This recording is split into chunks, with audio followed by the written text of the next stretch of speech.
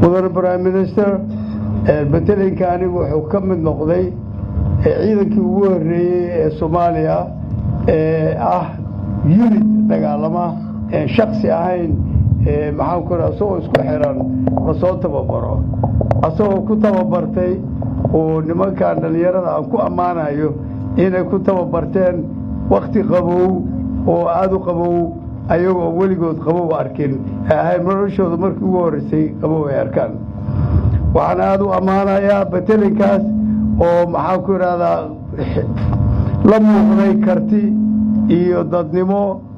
iyo asluub sidii lagu yaqiinay ciidanka xoogga dalka Soomaaliyeed ummadda Soomaaliyeed hortooda waxa taagan rajo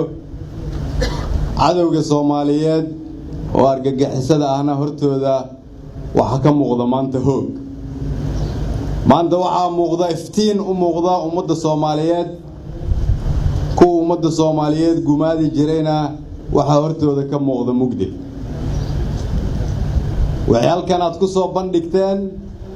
iyo sida aad ugu muuqataan qayb ka mid ah taariikhdii aan soo dhaafnay qof walba rajo xumo qabtay waxaan leeyahay maantay qalbigaadu ha balaarto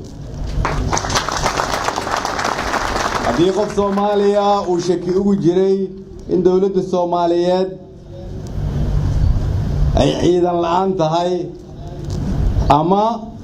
aanay socon dhismihii ciidanka waxa halkan hortiina ka muuqda qayb ka mid ah qorshaha fog ee dalka lagu xoreynayo waxaan ilaahay idinkaga baryayaa inuu shaqada aad u soo diyaar garoodeen idinku garab galo waxaan ilaahay idinkaga baryayaa inaad noqotaan kuwii soo celiyay sharaftii iyo karaamadii ummadda Soomaaliyeed waxaan ummadda Soomaaliyeed ugu bishaareynayaa in ciidanku ay yihiin kuwa kaliya oo qabyaaladda ka madax bannaan kuwa kaliya musuqmaasuqa ka madax bannaan kuwa kaliya oo lagu soo cararo marka ay dhibaato jirto anigoo markaa ku hadlaaya dhammaan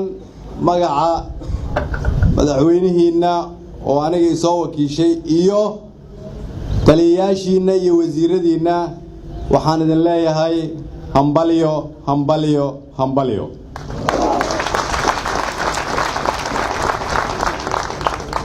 ugu dambeyntii waxaan mar kale u mahad celinayaa tababarayaasha dugsiga iyo dawladda Turkiga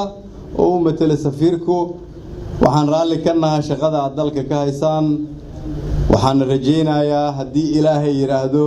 inaan dhammaystiri doono 5,000 oo maantay aan u jeedno bilowga ugu horeeyay hambalyo hambalyo hambalyo